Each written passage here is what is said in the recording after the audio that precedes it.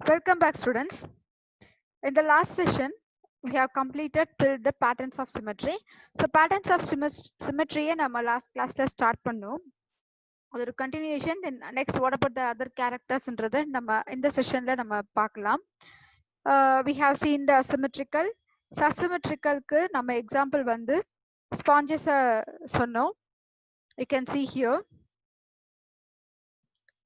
You can see here.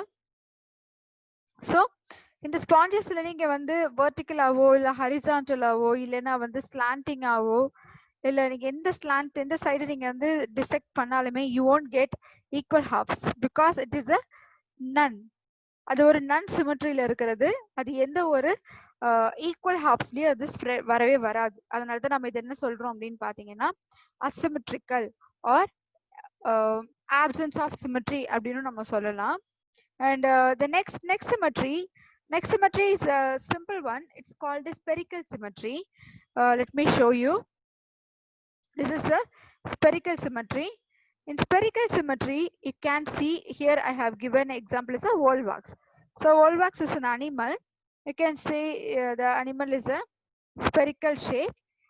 If you draw an imaginary line at the center of this side, and you get two equal halves. Like ஒரு பால்ல வந்து நம்ம சென்டரா வந்து நீங்க knife வச்சு cut பண்ணீங்கன்னா இல்ல ஒரு ஆரஞ்சு அந்த மாதிரி நம்ம சென்டரா நம்ம நைஃப் வச்சு கட் பண்ணும்போது we get two equal halves. நமக்கு இந்த சைடு ஒன்று இந்த சைடு ஒன்று நமக்கு கிடைக்கும். அதே மாதிரி அப்படி இல்லாம நீங்க இந்த ஆக்சிஸ்ல வெர்டிக்கல் இல்லாம ஹரிசான்டல் ஆக்சிஸ்ல நீங்க கட் பண்ணாலுமே you get two equal halves. So even you can cut it down into vertical or slanting line. அப்பயும் உங்களுக்கு two equal halves கிடைக்கும்.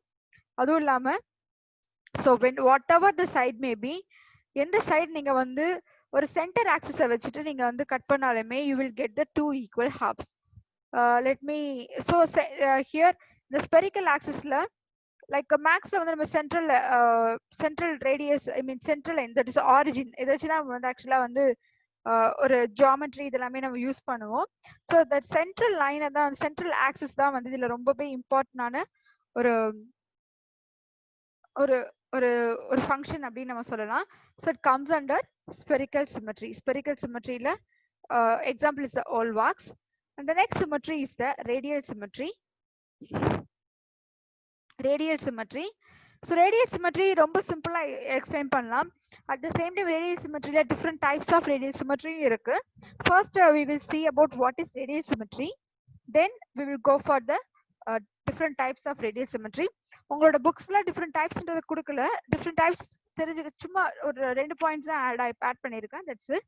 So symmetrical animals have paired body parts that are arranged on either side of a plane passing through the central axis.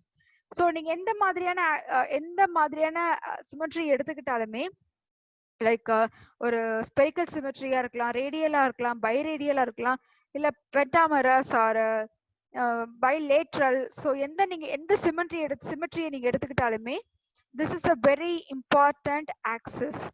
அதாவது இந்த central ஆக்சிஸை தாண்டி தான் ஆக்சுவலா வந்து அது போகணும். த்ரூ அது வழியா தான் ஆக்சுவலா அது போகணும். That is the symmetry. So அந்த சென்ட்ரல் ஆக்சிஸ் வழியா அது பாஸ் பண்ணி ஒரு ஈக்குவல் ஹார்ஸ் அது வந்து கொடுக்குது அப்படின்னு பாத்தீங்கன்னா that is comes under symmetry.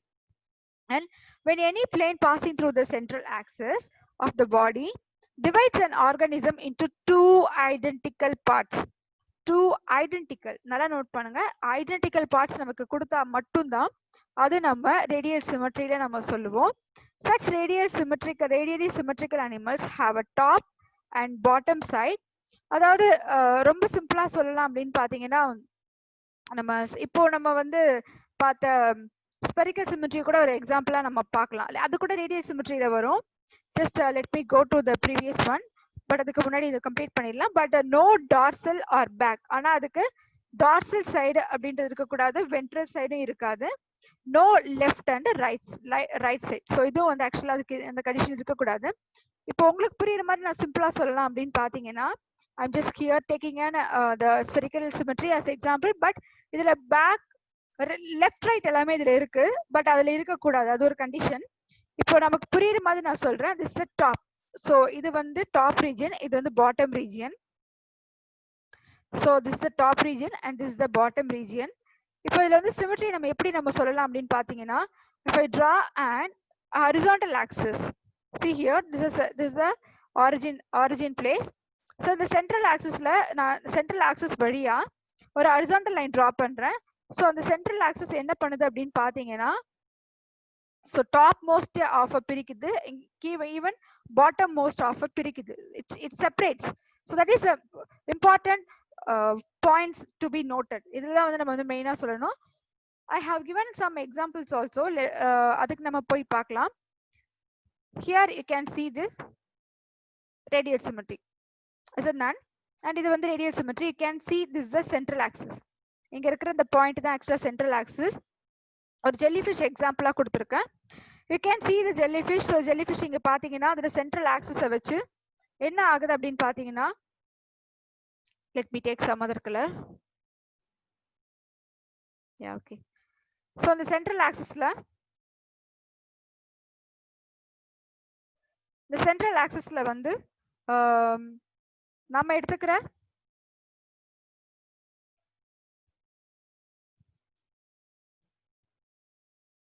the animal, the jellyfish.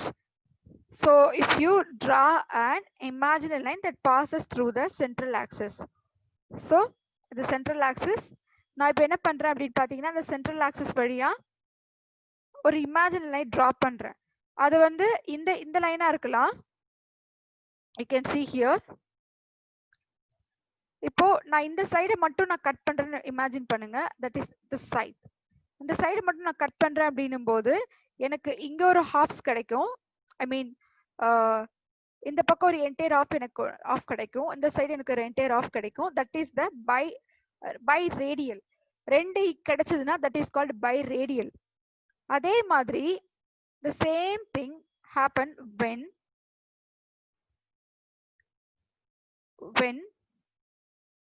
if I draw an imaginary line along this axis. So இந்த சைடு நான் வந்து டிரா பண்ணும்போது எனக்கு கிடைக்குது அப்படின்னு பாத்தீங்கன்னா, அதாவது நான் இந்த லைனை நான் சொல்ல வரல, இந்த லைன் ஃபர்ஸ்ட் போட்டது அந்த லைன் இல்லாம இதுல நமக்கு வந்து கிடைக்குதுன்னும் போது இந்த சைடு வந்து எனக்கு ஒரு பை ரேடியல்ன்றது கிடைக்கும். இன்க்ளூடிங் தட் நான் என்ன பண்றேன் அப்படின்னா, இப்போ நான் சென்ட்ரல் ஆக்சிஸ் வச்சு நான் ரெண்டு லைன் டிரா பண்றேன். ஒன்னு வந்து இந்த ஸ்லாண்டிங்கா, ஒன்னு பாத்தீங்கன்னா இந்த சைட் அண்ட் இன்னொன்னு வந்து இந்த சைட். ஸோ ரெண்டு லைன் நான் டிரா பண்றேன். இப்போ இதை நான் என்ன சொல்லுவேன் அப்படின்னு பாத்தீங்கன்னா, it is called as a tetramerous radial symmetry. Tetra means 4. Tetra means 4. So எனக்கு இங்க ஒரு ஹாஃப் கிடைக்கும், இங்க ஒரு ஹாஃப் கிடைக்கும், இங்க ஒரு ஹாஃப், இங்க ஒரு half. At the same time இது நாலுமே வந்து பாத்தீங்கன்னா சென்ட்ரல் ஆக்சிஸை பாஸ் பண்ணி தான் போகுது. சென்ட்ரல் ஆக்சிஸ் பாஸ் பண்ணி போகுது, எனக்கு வந்து ஈக்குவல் ஹாஃப்ஸ் கிடைக்குது. இதை வச்சு நம்ம என்ன சொல்லலாம் அப்படி பாத்தீங்கன்னா, இட்ஸ் tetramerous radial symmetry அப்படின்ட்டு நம்ம சொல்லலாம். And here also it comes under biradial symmetry because இந்த பிளேன்ல தான் நம்ம வந்து சொல்றோம். இந்த பிளேன்லயும் நமக்கு ஈக்குவல் ஹாஃப்ஸ் கிடைச்சிருக்கு. And now we will go for the different types of symmetry. And before that இதுலயே வந்து சில சிமெட்ரிக்ல உங்களுக்கு வந்து கொடுத்திருக்காங்க உங்களோட புக்ஸ்லயும். அது என்ன அப்படின்னு பாத்தீங்கன்னா, they have a body plan in which the body parts are organized in a circle around an axis. அதாவது ஆக்சிஸ்ல தான் ஆக்சுவலா வந்து கவர் பண்ணிருக்கு. இப்போ ஜெல்லிஃபிஷ் நம்ம பார்த்த வரைக்கும் பாத்தீங்கன்னா அந்த ஆக்சிஸ்ல தான் நம்ம சொல்லியிருக்கோம். It's a principal symmetry in diploplastic animals. So jellyfish comes under diploplastic animal because coelentrates comes under diploplast. Diploplast நம்ம பார்த்ததுதான். Diploplastic means they are having two germinal layers. Outer is the ectoderm and inner is the endoderm. And cnidarians such as sea anemone and corals are radially symmetrical. Cnidarians எல்லாமே வந்து radially symmetrical இருக்கு. Triploplastic animals like echinoderms இதெல்லாமே பாத்தீங்கன்னா pentamerous radial symmetry because எதுக்காக அப்படின்றத நான் explain பண்றேன். echinoderms example நம்ம எப்போதுமே எதை கொடுப்போம் பாத்தீங்கன்னா மேக்ஸிமம் ஸ்டார்ஃபிஷ் தான் நம்ம எக்ஸாம்பிளா சொல்லுவோம். ஸோ அதை நம்ம பிக்சர் வரும்போது நான் எக்ஸ்பிளைன் பண்றேன். You can see here. Now you can see here. See, this is a sea anemone. ஆக்சுவலா வந்து இது வந்து ஒரு sea anemone நம்ம சொல்லலாம். இந்த இடத்துல sea anemone பாத்தீங்கன்னா எப்படிலாம் வந்து சிமெட்ரிக்கல் கொண்டு வந்திருக்காங்க பாத்தீங்கன்னா, இங்க ஒரு ஆக்சிஸ் அண்ட் இந்த சைடு ஒரு axis, then here also they have placed. So இதை வச்சு நம்ம பிரிக்கும் போது ஒரு சென்ட்ரல் ஆக்சிஸ் மார்க் பண்ணும்போது இந்த சென்ட்ரல் ஆக்சிஸ் வழியா அது போறதுனால நம்ம இது என்னன்னு சொல்லலாம் அப்படின்னு பாத்தீங்கன்னா, it comes under radial symmetry. இது ஒரு radial symmetry, இது central axis வச்சு போகுது. So we called it as a radial symmetry நம்ம சொல்லலாம். அதுவே வந்து இந்த இடத்துல நீங்க பாத்தீங்கன்னா, so now I take a different color. Yes. So இந்த இடத்துல வந்து இந்த starfish. So starfishக்கு எத்தனை arms இருக்குன்றது நமக்கு தெரியும். We know that starfishக்கு மொத்தம் 5 arms. So அதனாலதான் அதுக்கு பேரே வந்து நம்ம ஸ்டார் அப்படின்னு நம்ம சொல்லும்போது 5 arms நம்ம மேக்ஸிமம் போடுவோம். So pentamerous, penta means 5. Penta means 5. So 5 இதுல வந்து radial symmetry வரதுனால தான் இதுக்கு வந்து pentamerous radial symmetry நம்ம சொல்றோம். Here also the center is the radial. So sorry, center is the central axis. இங்க வந்து central axis அப்படின்றது இருக்கு. இப்ப இந்த central axis வச்சு நம்ம என்ன பண்றோம் அப்படின்னு பாத்தீங்கன்னா, அந்த central axis பேஸ் பண்ணி தான் எல்லா சைடுமே ஆக்சுவலா வந்து லைன் போகுது. You can see here, see this side and this side and along this side, and you can see this side also and this side. So எல்லா சைடுமே பாத்தீங்கன்னா ஒரு central axis வச்சுதான் இந்த இடத்துல உங்களுக்கு என்ன அப்படின்னு பாத்தீங்கன்னா, இந்த சென்ட்ரல் ஆக்சிஸை வச்சுதான் எல்லா ஆர்ம்ஸுமே வந்து டிவைட் ஆகுது. ஸோ இந்த சென்ட்ரல் ஆக்சிஸ் வச்சு நம்ம டிவைட் பண்ணும்போது we get equal halves. எல்லா சைடுமே நமக்கு ஒரு ஈக்குவல் halves அப்படின்றது நமக்கு கிடைக்கும். அதனால இது pentamerous radial symmetryல வருது.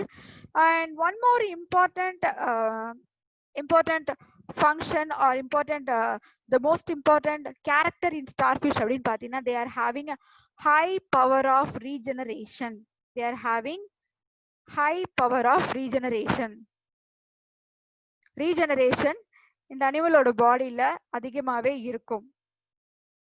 So high, because இந்த அனிமல்ல வந்து இப்போ நீங்க வந்து அந்த அனிமலை நம்ம கட் பண்றோம்னு இமேஜின் பண்ணுங்க. ஏதோ ஒரு சிச்சுவேஷன்ல ஒரு இதுல இன்னொரு முக்கியமான பார்ட்ஸ் வந்து ஸ்டார்ஃபிஷ்ல they are having ஒரு சென்ட்ரல் டிஸ்க் இருக்கும். ஆக்சுவலா இந்த 5 ஆர்ம்ஸ்க்கு பிட்வீன்ல இந்த இடத்துல வந்து ஒரு சென்ட்ரல் டிஸ்க் ஒன்னு இருக்கும்.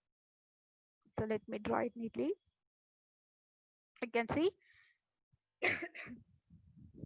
So ஒரு சென்ட்ரல் டிஸ்க் இந்த மாதிரி இருக்கும். இந்த சென்ட்ரல் டிஸ்க்ல என்ன இருக்கும் அப்படின்னு பாத்தீங்கன்னா, they are having nucleus. அந்த சென்ட்ரல் டிஸ்க்குள்ள நியூக்ளியஸ் எல்லாம் இருக்கும். இப்போ இது வந்து ஆக்சுவலா வென்ட்ரல் சைட்ல தான் அந்த சென்ட்ரல் டிஸ்க் நமக்கு தெரியும்.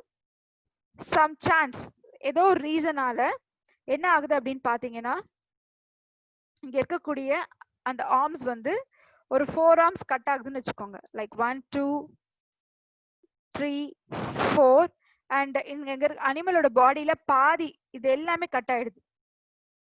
ஓகே, சோ இதுல இருந்து இது வரைக்கும் கட் ஆகுது. கூடவே பாத்தீங்கன்னா இங்க இருக்க ஆர்ம்ஸும் வந்து கட் ஆயிடுது. சோ இந்த அனிமலுக்கு ரிமைனிங் எவ்வளவு இருக்கும் அப்படின்னு பாத்தீங்கன்னா, இந்த போர்ஷன் மட்டும் தான் இந்த அனிமலுக்கு இருக்க போகுது. Just a minute. சோ இந்த அனிமலுக்கு இந்த ஹாஃப் போர்ஷன், இந்த சிங்கிள் அண்ட் திஸ் ஒன், இவ்வளவுதான் அந்த அனிமலுக்கு இருக்கும். இந்த சென்ட்ரல் டிஸ்க் வந்து ரிமைனிங் இவ்வளவுதான் இருக்கும். சோ இதுல இருக்க ஸ்பெஷல் கேரக்டர் இங்க என்ன நடக்கும் அப்படின்னு பாத்தீங்கன்னா, இங்க இந்த சென்ட்ரல் டிஸ்க்ல இருக்க நியூக்ளியஸ்ல தான் அந்த ரீஜெனரேஷன் பவர் இருக்கு. ரீஜெனரேஷன் பவர் நம்ம சிம்பிளா சொல்ற மாதிரி, இப்போ நம்ம வால் லிசார்ட் நம்ம வீட்ல இருக்கும். அந்த வால் லிசார்டோட டெய்ல் வந்து கட் ஆயிடுச்சு அப்படின்னு பாத்தீங்கன்னா, இன்னும் கொஞ்ச நாள்ல அது என்ன ஆகும்னா அந்த டெய்ல் வந்து ரீஜெனரேட் ஆகி புதுசா அதுக்கு வந்து வால் வந்துரும். சோ அதே தான் இங்க இந்த கண்டிஷன்லயும். பட் இங்க என்ன அப்படின்னு பாத்தீங்கன்னா, almost it loses its part 80%. ஒரு 80 to 85% வரைக்கும் அது லூஸ் பண்ணிடுச்சு. பட் லூஸ் பண்ணாலுமே மீதி ரிமைனிங் இருக்கிற அந்த 15 or 20% வச்சு அதால கம்ப்ளீட்டா ரீஜெனரேட் பண்ண முடியும்ன்றது இதுல இருக்க ஸ்பெஷல் கேரக்டர். ஸ்டார்ஃபிஷ்ல இருக்கக்கூடிய ஒரு ஸ்பெஷல் கேரக்டர். ஸோ இந்த ரிமைனிங் பார்ட்ஸ் வச்சு அதெல்லாம் என்ன பண்ண முடியும் பாத்தீங்கன்னா, they can completely regenerate as a new. So ஒரு நியூ ஸ்டார்ஃபிஷ் மாதிரியே அதால கம்ப்ளீட்டா ரீஜெனரேட் பண்ணி அந்த ரிமைனிங் அந்த கட்டான பார்ட்ஸ் அண்ட் அந்த பார்ட்ஸ் எல்லாமே வந்து அதால திரும்பி கொண்டு வர முடியும். ஸோ அதான் இதுல இருக்க ஒரு one of the most important character in starfish. The next one. So now we are going to see about the biradial symmetry. Animals which possess 2 pairs of symmetrical sides are said to be biradial symmetry. நம்ம இதுக்கு முன்னாடியே நம்ம பார்த்துட்டோம். So biradial symmetry is a combination of radial and bilateral. So இன்னொரு ஒரு point என்ன அப்படின்னு பாத்தீங்கன்னா, பைரேடியல் சிமெட்ரியில ரேடியலும் இருக்கும், bilateral சிமெட்ரியும் இருக்கும். அதான் வந்து நம்ம TNO4ல நம்ம சொல்றது. There are only two planes of symmetry, one through the longitudinal and the sagittal axis, that is அந்த longitudes வரதா சொல்றாங்க, and other through the longitudinal and transverse axis. Example, comb jellyfish. The scientific name of jellyfish is the Fluorobranchia. And these are the types of radial symmetry. Any types of pathina, the first one is a tetramerous radial symmetry. Tetra means 4. So tetra means 4. Next one is a pentamerous radial symmetry. Penta means 5. And the next one is a hexamerous radial symmetry. Hexa means 6. So tetra, penta, hexa, even hepta, octa and the madri kuda sometimes போகலாம். So what comes under tetramerous radial symmetry அப்படினு பாத்தீங்கன்னா 4 or multiples of 4. 4 இல்லனா 4 மல்டிபிள்ஸ்ல நம்ம வரக்கூடிய அந்த 4 ஓட multiples எல்லாமே 4, 8, 12, 16, 20, 24 etcetera. So இந்த மாதிரி எல்லாமே இந்த நம்பர்ஸ் எல்லாமே வந்து டெட்ராமரஸ் ரேடியல் சிமெட்ரியில வரும். பென்டாமரஸ் ரேடியல் சிமெட்ரி பாத்தீங்கன்னா 5 இல்லனா மல்டிபிள்ஸ் ஆஃப் 5ல வர எல்லாமே வந்து பென்டாமரஸ் ரேடியல் சிமெட்ரி தான் வரும். ஈவன் அதே மாதிரி 6லயும் பாத்தீங்கன்னா 6 ஆர் மல்டிபிள்ஸ் ஆஃப் 6ம் வந்து ஹெக்ஸாமரஸ் ரேடியல் சிமெட்ரி தான் வரும். ஸோ இதான் வந்து இதோட another most type of radial symmetry. And coming to the, we have already seen this is a radial symmetry and this one is a biradial symmetry. Radial and this one is a biradial symmetry.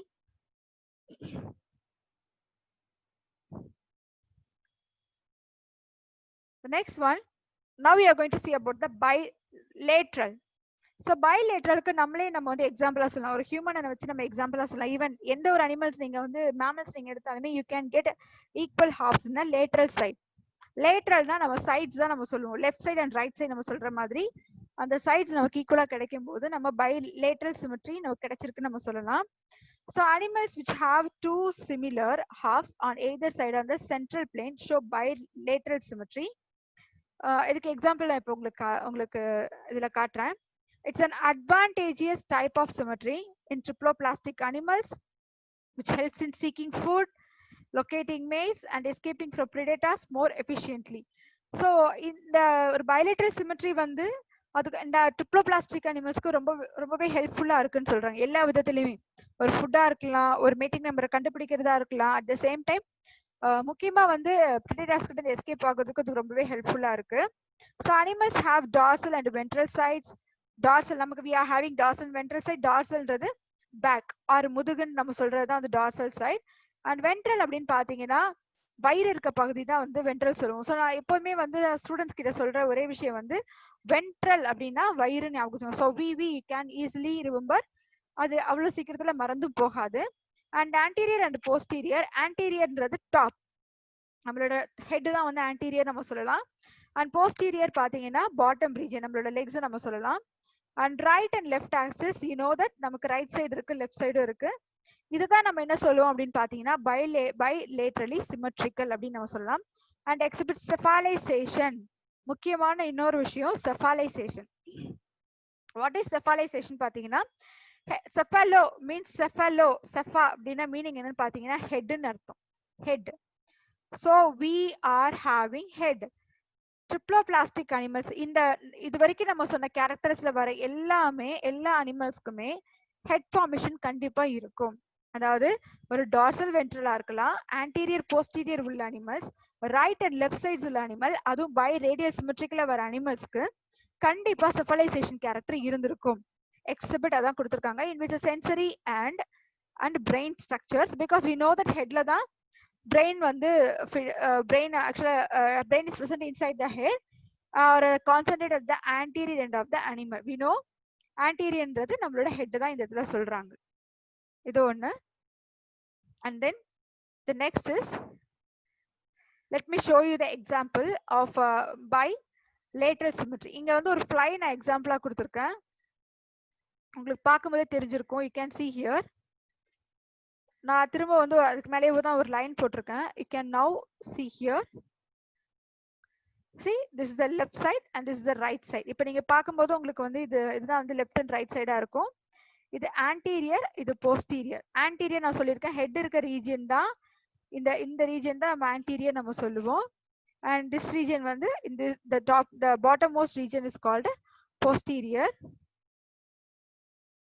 And இதுல வந்து ventral and dorsal பாத்தீங்கன்னா இந்த animals பொறுத்த வரைக்கும் எது வந்து dorsal எது வந்து வென்ட்ரல் பாத்தீங்கன்னா இதுதான் வந்து டார்சல், பிகாஸ் இந்த இந்த இன்செக்ட்ல இதுதான் வந்து பேக். அப்போ இதுதான் வந்து என்ன அப்படின்னு பாத்தீங்கன்னா டார்சல். ஸோ இது டார்சல். அதே வந்து இந்த அனிமல் வந்து ஆப்போசிட் சைட்ஸ்ல இருக்கும்போது அது வந்து வென்ட்ரலா இருக்கும். ஸோ இதோட ஆப்போசிட் சைட் தான் வென்ட்ரல் லைன் இருக்கும். இதுதான் வந்து ஒரு எக்ஸாம்பிள் நம்ம பை ரிலேட்டரல் சிமெட்ரியில சொல்லலாம். ஈவன் ஹியூமன்ஸ் கூட நம்ம எக்ஸாம்பிளா சொல்லலாம். we are having anterior, நமக்கு head இருக்கு. posterior we are having a leg, and ventral we are having stomach, and back we are having the vertebral column, and then left and right sides நமக்கு இருக்கு. இது எல்லாமே இந்த characters எல்லாமே வச்சு we comes under bilateral symmetry நம்ம சொல்லலாம். The coming to the next one is the coelom. coelom. So what is coelom அப்படின்னு பாத்தீங்கன்னா actually coelom is a body cavity. coelom நம்ம எதை சொல்லுவோம் பாத்தீங்கன்னா ஒரு body cavity. The presence of body cavity or coelom is important in classifying animals. So இது வந்து one of the most important characters. So most animals possess a body cavity between the body wall and alimentary canal. So alimentary canal வந்து ரொம்ப confusion ஆக வேண்டாம். alimentary canal நீங்க எதை சொல்றாங்கன்னு பாத்தீங்கன்னா gut. அதாவது நம்மளோட கட் ரீஜனை தான் வந்து அலிமெண்ட்ரி கேனால் சொல்றாங்க. ஒரு கட்டுக்கும் நம்மளோட பாடி வால்க்கும் வந்து இடையில இருக்கிற அந்த கேவிட்டியை தான் வந்து நம்ம சீலம் அப்படின்னு சொல்றோம். And it is lined with mesoderm, that is middle. So middle ரீஜன்ல தான் இருக்கு. அதனால வந்து அது எதாவது லைனா இருக்கும் பாத்தீங்கன்னா மீசோடம் ரீஜன்ல தான் இருக்கும். ஸோ அந்த மீசோடம் ஆர்கன்ஸ் எங்கெல்லாம் ஃபார்ம் ஆகுதோ அப்ப இந்த சீலம் கண்டிப்பா அந்த இடத்துல இருக்கும். There are also even coelomலயும் வந்து different types of coeloms இருக்கு. like acoelomate, pseudocoelomate, hemocoelom, eucoelom. So இந்த மாதிரி different types of coeloms இருக்கு. அதுல first என்ன அப்படின்னு பாத்தீங்கன்னா coelom நம்ம explanation நம்ம கொடுத்தாச்சு. coelomன்றது it's a body cavity which is present between the body wall and alimentary canal is the coelom. And நம்ம இப்பதான் சொன்னோம், எக்ஸ்பிளைன் பண்ணோம், ஒரு வேர்ட்க்கு முன்னாடி எந்த இடத்துல வந்து ஏன்னு வந்தாலுமே which means absence of coelom. அப்போ அந்த இடத்துல coelom அந்த பாடி கேவிட்டி இருக்காதுன்னு அர்த்தம். அதுதான் வந்து absence of acoelomக்கான full definition. And here you can see here the animals which do not possess a body cavity are called acoelomates. So இந்த அனிமலுக்கு பாடி கேவிட்டி அப்படின்னு ஒண்ணு இருக்காது. So absence of coelom. Since there is no body cavity in these animals, their body is solid without a perivisceral cavity. அந்த இடத்துல அந்த அனிமலோட பாடியில கேவிட்டியே இல்ல அப்படின்னு பாத்தீங்கன்னா அப்ப அந்த அனிமல் எப்படி இருக்குன்னு பாத்தீங்கன்னா உள்ள வந்து கம்ப்ளீட்டா சாலிட் லைக் ஸ்ட்ரக்சர்ஸ்ல தான் இருக்கும். அப்போ ஒரு நம்மளோட நம்ம பாடிக்குள்ள இருக்க கேவிட்டி மாதிரி அந்த அனிமல்ஸ்க்கு இருக்காது. சோ அதனால என்ன ஆகும்னு பாத்தீங்கன்னா this restrict the free movement of internal organs. அதனால இந்த அனிமலோட பாடியில இருக்க ஆர்கன்ஸ் எதுவுமே மூவ் ஆகாது. ஜஸ்ட் இமேஜின் ஒரு ஃப்ளூயிட் ஒரு சப்ஸ்டன்ஸ்ல இருக்கும் போது அதுக்குள்ள ஏதாவது ஒரு பொருள் நம்ம போட்டோம்னா அது மூவ்மெண்ட்ல இருந்துட்டு இருக்கும். ஸோ நீங்க எந்த சைடு நீங்க வந்து ரொட்டேட் பண்ணாலுமே அந்த ஆப்ஜெக்ட்ன்றத மூவ் ஆகும். அதே மாதிரிதான் இப்ப நம்ம பாடியில வந்து we are having a coelom, we having some fluid. அந்த ஃப்ளூயிட்னால நம்மளோட ஆர்கன்ஸ் அப்படின்றது மூவ்மெண்ட்ல இருந்துட்டு இருக்கும்னு நம்ம சொல்லலாம். But in case of acoelomate அனிமல்ஸ்ல லைக் பிளாட்ஃபார்ம்ஸ்ல பாத்தீங்கன்னா இந்த பிளாட்ஃபார்ம்ஸ் அனிமல்ஸ்ல வந்து ஃப்ளூயிட் இருக்காது. ஃப்ளூயிட் இல்லாத ரீசனால என்ன ஆகும்னு பாத்தீங்கன்னா அது வந்து ஒரு சாலிட் லைக் ஸ்ட்ரக்சர்ஸ்ல தான் இருக்கும். So let me show the diagram, and this is the first one is the acoelom. This is acoelom. இங்க பாத்தீங்கன்னா they are having outer ectoderm and inner mesoderm and middle mesoderm and inner is the endoderm. But என்ன அப்படின்னு பாத்தீங்கன்னா இந்த இடத்துல வந்து ஒரு கேவிட்டின்றது கிடையாது, கட் இருக்கு and this is the body wall actually. But ஆனா என்னன்னு பாத்தீங்கன்னா ஒரு சீலம் அப்படின்றது இருக்காது. இதுதான் வந்து இது acoelom. The first one is the acoelom, and in the second picture it is called as a pseudocoelom. இது வந்து eucoelom. The third picture வந்து let me write it neatly.